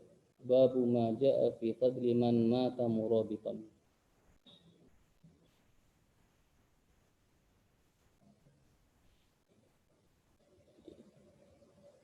Wa sami'tu Rasulullah sallallahu alaihi wasallam yaqul, riwayat dari Fudalah bin Ubaid. Status hadis ini hasan sahih ya. Al-mujahidu man jahada nafsahu. Kemudian membantu janda dan orang-orang miskin termasuk jihad. An Abi Hurairah, riwayat dari Abu Hurairah, qala Rasulullah sallallahu alaihi wasallam as-sa'i al-armalati wal miskin kal mujahidi fi sabilillah. Rasulullah bersabda, orang yang membantu para janda dan orang-orang miskin seperti orang yang berjihad di jalan Allah. Nah, itulah yang bisa saya berikan sebagai contoh-contoh hadis tentang jihad. Selanjutnya teror. Berbagai hadis yang membicarakan tentang jihad sebagaimana diuraikan di atas memberikan isyarat bahwa jihad adalah sebuah ibadah yang berorientasi pada kemaslahatan manusia.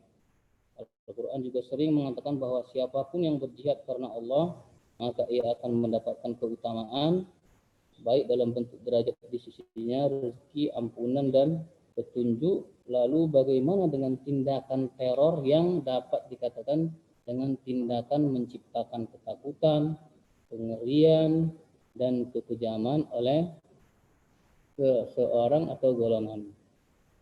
Jadi jika teror yang dimaksudkan adalah perbuatan menebar ketakutan dan rasa tidak nyaman di tengah masyarakat, bahkan membunuh nyawa orang yang tidak bersalah termasuk orang muslim, maka perbuatan ini tentunya sangat bertolak belakang dengan esensi dan konsep jihad. Ya. Jadi banyak dalam Al-Quran itu dikatakan bahwasanya innallaha wallahu la yuhibbul fasad. Dalam surah Al-Baqarah ayat 205, kemudian wa idza qila lahum la tufsidu fil ardi qalu innama nahnu muslihun. Kemudian wala taqtulu anfusakum innallaha kana bikum rahima wa man yaf'al dzalika udwanan wa zulman fasawfa nuslihi nara wa kana dzalika 'ala Allahi yasira. Dan janganlah kamu membunuh dirimu, sesungguhnya Allah adalah Maha Penyayang kepadamu, dan barang siapa berbuat demikian dengan melanggar hak dan aniaya, maka kami akan memasukkannya ke dalam neraka yang demikian itu adalah mudah bagi Allah. Selanjutnya kalau dalam hadis ada saya temukan hadis-hadis tentang teror ini, tindakan bunuh diri.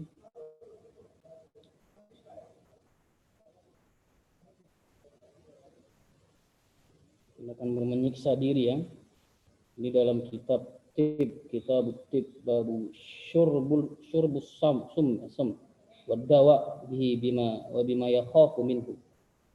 Dalam riwayat Bukhari Muslim ya, ini hadisnya sahih. Man taradda min jabalin faqatala nafsahu fa huwa fi nari jahannama yataradda fiha khalidan mukhalladan fiha abadan. Wa man tahassa summan faqatala nafsahu fa summahu fi yadihi yatahassahu fi nari jahannama khalidan mukhalladan fiha abadan.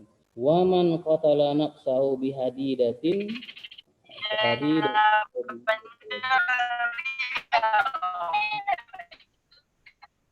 Selanjutnya, jadi di situ tadi hadisnya, barang siapa yang sengaja menenggak racun hingga mati, ya, ada hadisnya ini.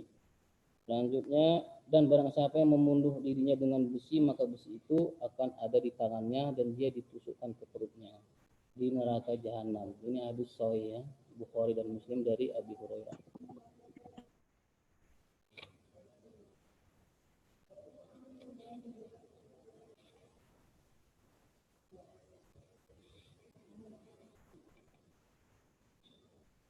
Jadi teror juga tindakan yang membahayakan pihak lain, termasuk jiwa mereka serta harta mereka yang kebanyakan tidak tahu menahu sama sekali tentang masalahnya. Selanjutnya ada juga hadis yang berkaitan dengan hadis teror, tindakan yang mengancam, mengintimidasi orang lain. Ini hadisnya riwayat Abu Daud ya, la yahillu li muslimin musliman. Tidak halal seorang muslim menakut-nakuti muslim yang lain. Kemudian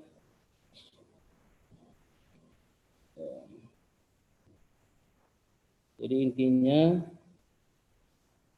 jika seorang kafir zimmi yang mendapatkan jaminan keamanan dibunuh secara tidak sengaja dan pelakunya harus membayar diat atau kafarat, maka bagaimana halnya jika yang ini dibunuh dengan sengaja? Jadi tidak boleh mengganggu orang-orang kafir yang dijamin keamanannya dengan gangguan apapun, apalagi sampai membunuhnya sebagai teror yang telah terjadi, bahkan pelakunya diancam tidak akan masuk surga. Jika hukuman atas pembunuhan terhadap orang kafir sudah begitu berat, apalagi hukuman atas pembunuhan terhadap kaum muslimin. Wa man yaqtul mu'minan muta'ammidan fajaza'uhu jahannam khalidan fiha wa ghadiba Allahu 'alaihi wa la'anahu wa a'adda lahu 'adzaban 'azima.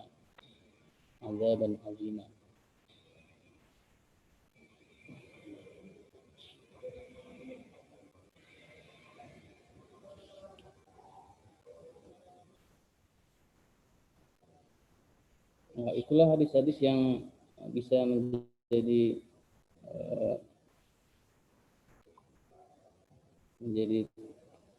yang bisa kita ketahui. Jadi kesimpulannya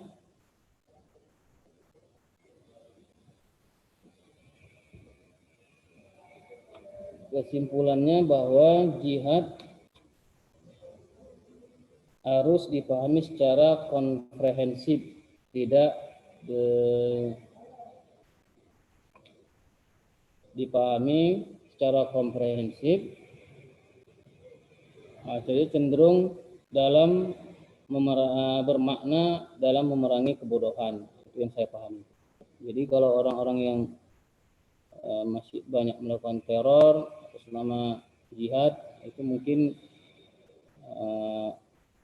belum luas ilmunya ya. Jadi harus banyak mengetahui hadis Nabi. Mungkin ini saja ya yang bisa saya sampaikan pada saat ini mengenai hadis-hadis tentang jihad, teror, dan bunuh diri. Saya kembalikan kepada Dr. Ziaul Haq. Ya, terima kasih Dr. Ahmad Faisal ya. Di sini sudah ada beberapa pertanyaan ya yang dikirimkan melalui ruang chat. Saya ingin bacakan ini, mohon izin. Pertama dari Ibu Aulia Rosha ya, kepada narasumber itu Bapak Zulfa, Bapak Dr. Asror, dan Bapak Ahmad Faisal ya. Peristiwa pengeboman oleh seorang mahasiswi Zakia ini dilakukan di Mabes Polri, menandakan bahwa terorisme sudah menjadi fenomena sosial. Apakah ini disebabkan karena pemahaman yang sempit dan lemah terhadap ayat Al-Quran dan hadis? Dan kemudian bagaimana peran para ahli hadis, sarjana hadis dalam memberikan wawasan kepada masyarakat umum di negara kita bahwa ayat dan hadis tentang jihad dalam bentuk bunuh diri tidak sesuai dengan konsep ajaran Islam. Terima kasih. Itu dari Ibu Aulia Rosa untuk ketiga narasumber kita. Kemudian ada dari Bapak Umar Akram ya. Pertanyaan saya, sekarang kita melihat pandangan masyarakat bahwa Islam sekarang ini diidentikan dengan kata teroris. Jadi bagaimana cara mengubah image masyarakat bahwa Islam ini bukan agama teroris tetapi rahmatul alamin. Itu ada 2 pertanyaan melalui chat. Sekira itu ditujukan kepada 3 narasumber kita ya. Kita mintakan kepada Bapak Zulfa Rizal untuk menanggapi pertanyaan tadi dan sekaligus nanti di akhirnya dikasih sebagai closing statement ya. Silakan Pak Zulfa, nanti dilanjutkan Bapak Asror Mabrur Plaza dan terakhir Pak Ahmad Faisal. Silakan Pak Zulfa.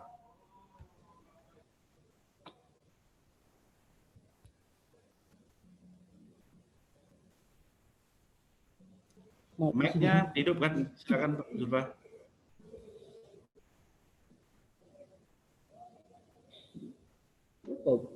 Terima kasih atas pertanyaan dari siapa tadi Bang?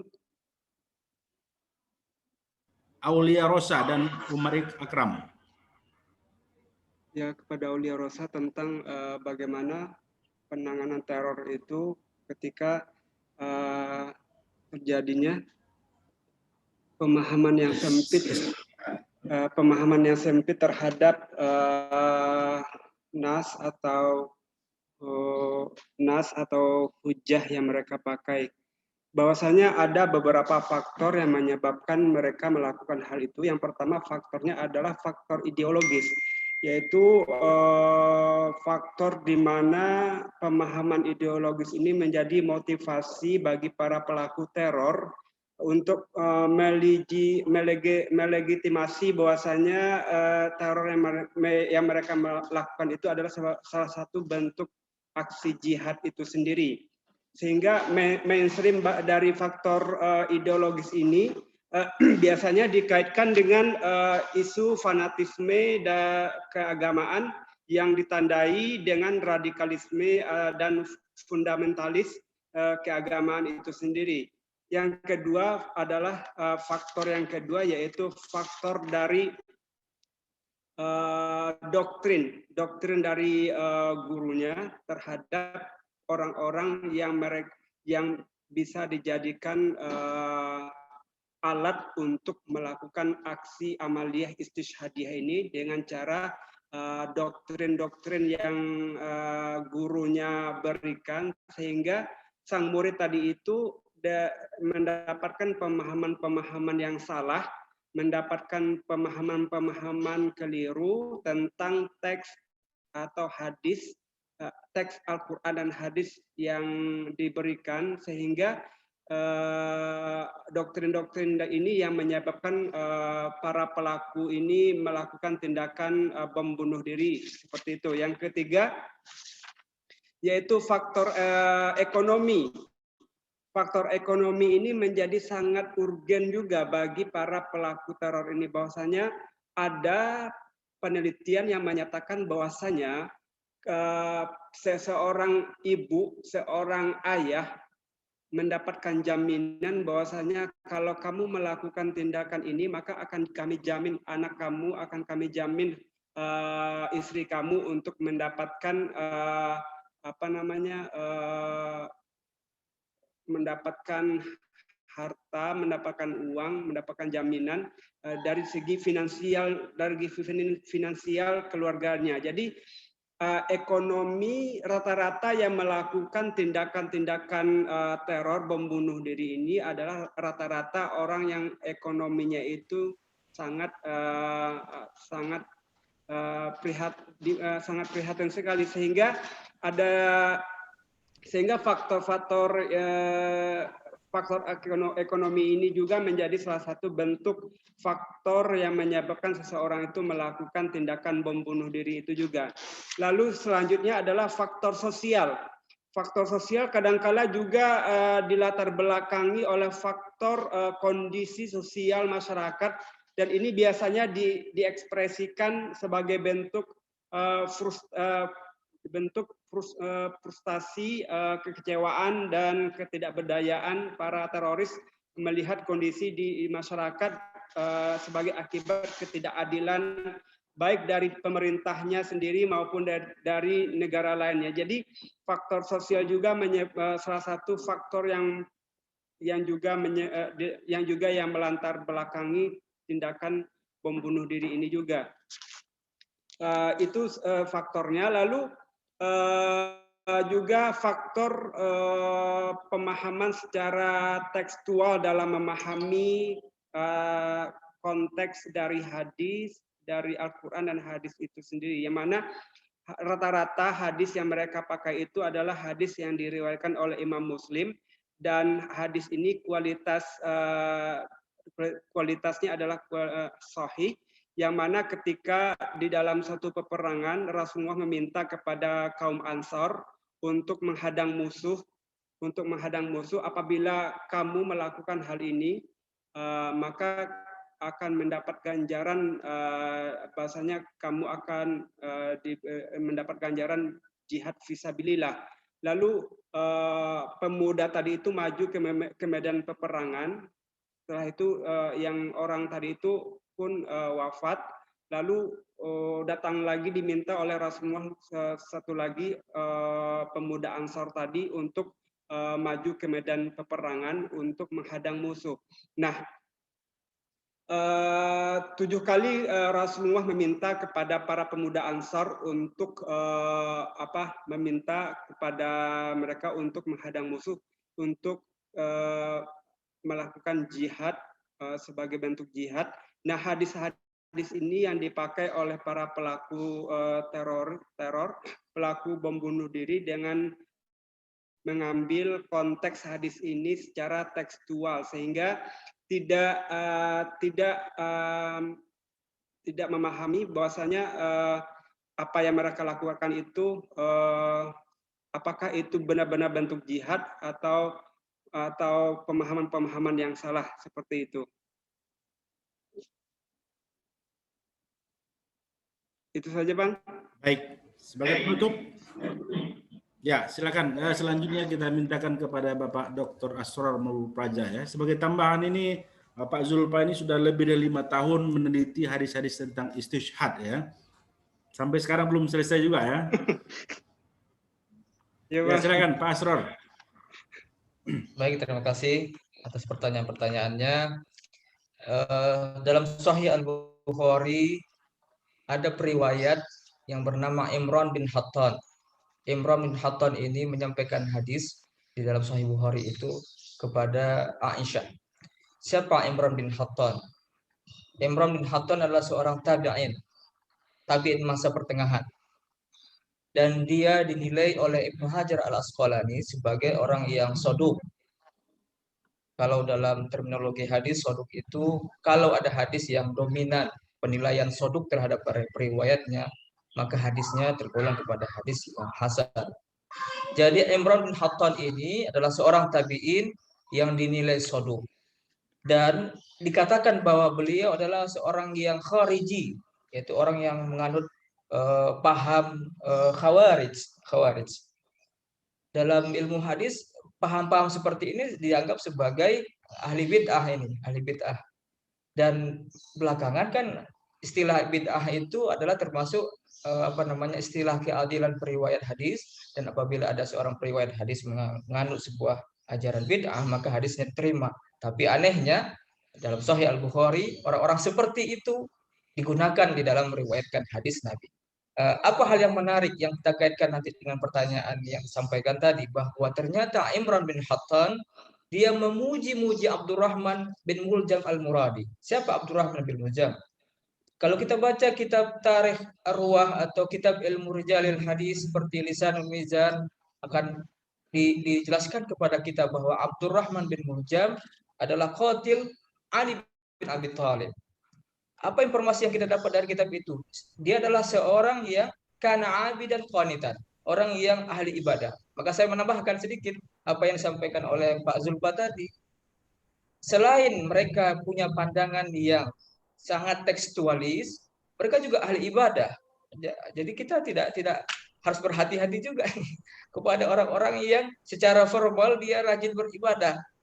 Kenapa? Karena biasanya ya dalam beberapa kasus lah, tidak semua kasus, tapi kita harus perlu berhati-hati juga bahwa orang-orang seperti itu dianggap mungkin sangat radikal. Jadi orang yang ahli ibadah seperti Abdurrahman bin Muljam itu yang menjadi pembunuh Ali bin Abi Thalib dikenal sebagai orang yang abid. Bahkan dalam riwayat lain, dalam informasi dan dalam kitab Lisanul Mizan, Abdurrahman bin Muljam adalah seorang qari, pembaca Al-Quran, pembaca terbaik lah di masanya. Jadi bagaimana dia bisa?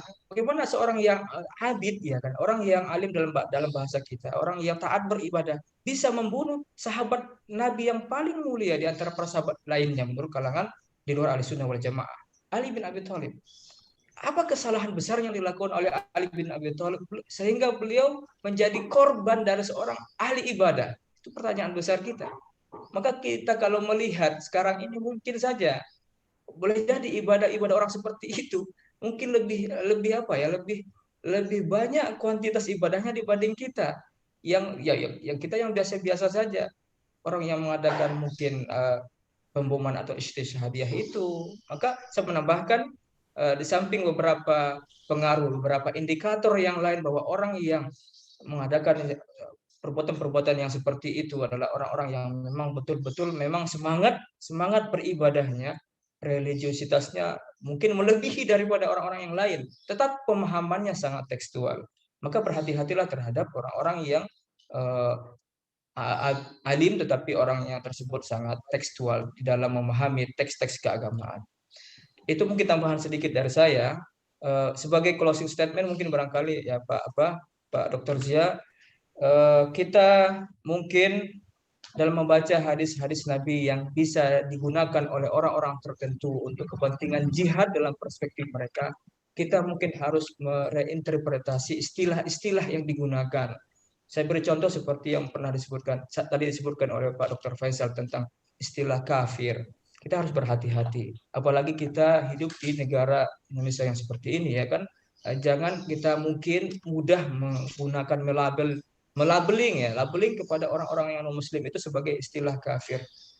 Oke, di dalam fikih siasa ada orang-orang disebut dengan kafir muahad, kafir zimmi, kafir harfi, kafir musta'man dan sebagainya itu. Tetapi istilah-istilah itu kan rasanya tidak pantas digunakan kepada orang-orang yang non muslim yang belakangan kita lihat menjadi sasaran perbuatan jihad atau penyelewengan terhadap kata jihad dilakukan oleh orang-orang yang tidak bertanggung jawab. Jadi kita harus memahami sebagai seorang akademisi, mungkin kita sama-sama menampilkan atau menyampaikan makna-makna yang benar dari beberapa terminologi keagamaan seperti kata kafir tadi. Jadi saya kira kita harus dalam sebuah hadis kan disebutkan bahwa man kafara akhahul muslim faqad ba'a bi ahaduhuma.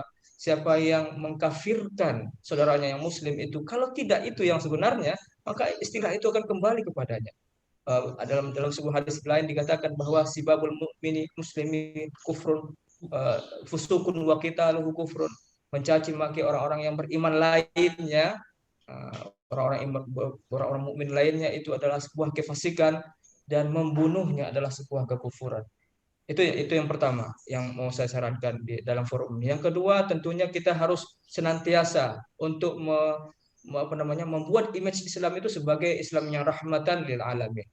Kemukakanlah atau dominasilah wacana-wacana kita, tulisan-tulisan kita, khutbah-khutbah kita dengan menunjukkan makna apa sebetulnya makna Islam itu.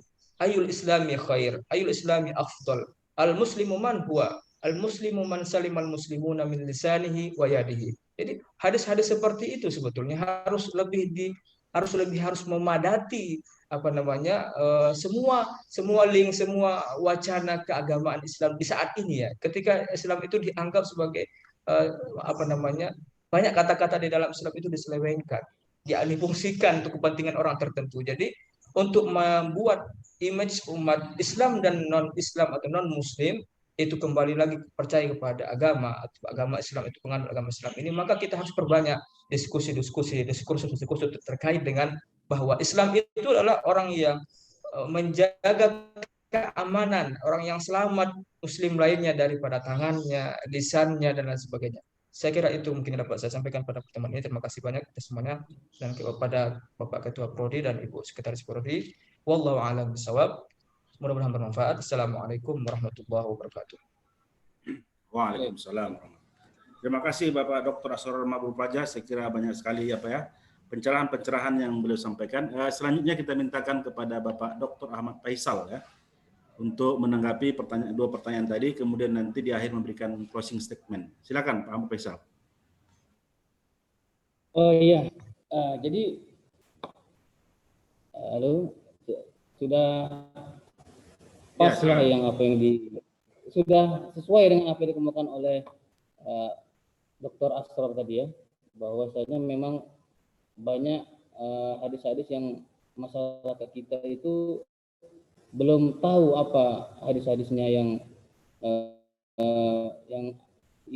kita berikan hadis-hadis tertentu saja. Nah, jadi makna mereka itu terlalu sempit. Jadi kalau bisa hadis-hadis yang tentang akhlak, anjuran yang diucapkan tadi, nah itu layak untuk diajarkan ke masyarakat kita agar atau yang lainnya ya. Kemudian dari faktor keluarga lah, keluarga itu memang dominan, apalagi pelaku teroris itu memang keluarga mungkin jauh dari keluarga. Kalau bisa tuh keluarganya itu satu keluarga itu memang harus saling menghubungkan lah, minimal ikut pengajian yang membahas tentang hadis-hadis, tentang hadis-hadis akhlak, bagaimana ibadah-ibadah, bagaimana jihad sungguhnya, itu mungkin dari pengajian ya. Selanjutnya mungkin itu saja lah ya, udah dalam tadi apa yang dikatakan oleh Dr. Asror tadi. Jadi terima kasih kepada Dr. Ziaul Haq dan Fakultas Usuluddin yang telah memberikan waktunya. Assalamualaikum warahmatullahi wabarakatuh. Waalaikumsalam warahmatullahi wabarakatuh. Cukup ya? Ya, syukron Ustaz Ahmad Faisal. Ya, terima kasih kita ucapkan kepada para narasumber kita yang kira banyak sekali masukan dan pencerahan-pencerahan yang disampaikan terutama dalam konteks kajian hadis ya. Secara umum bisa kita garis bawahi bahwa dalam konteks beragama itu tidak sesederhana itu ya. Artinya bahwa perlu pengkajian yang serius supaya bisa sampai kepada pemahaman yang tidak kontradiktif dengan tujuan beragama itu sendiri ya. Terima kasih kepada Bapak Zulfarijal MAG yang telah meluangkan waktu sebagai Ketua Prodi Ilmu Hadis Institut Darul Quran Jakarta, Bapak Dr. Asror Mabrur Praja yang meluangkan waktu yang di tengah-tengah kesibukannya sebagai dosen di IAIN Langsa ya. Kemudian Bapak Dr. Ahmad Faisal ya sebagai Ketua Pusat Studi Ilmu Hadis ya, Raudatul Hasanah ya. Saya juga harus mengucapkan terima kasih banyak-banyaknya kepada peserta ini yang nggak bisa disebutkan satu persatu dari awal sampai sekarang itu masih stay di sini 51 peserta ya. Saya kira ini luar biasa sekali. Saya kira segala sesuatu hal yang bersifat teknis ataupun ketidaknyamanan itu merupakan kesalahan dari panitia ya. Kita mohon maaf sebesar-besarnya. Terima kasih. Mudah-mudahan kita bisa berjumpa lagi dalam kegiatan yang lain. Assalamualaikum warahmatullahi wabarakatuh. Waalaikumsalam warahmatullahi wabarakatuh.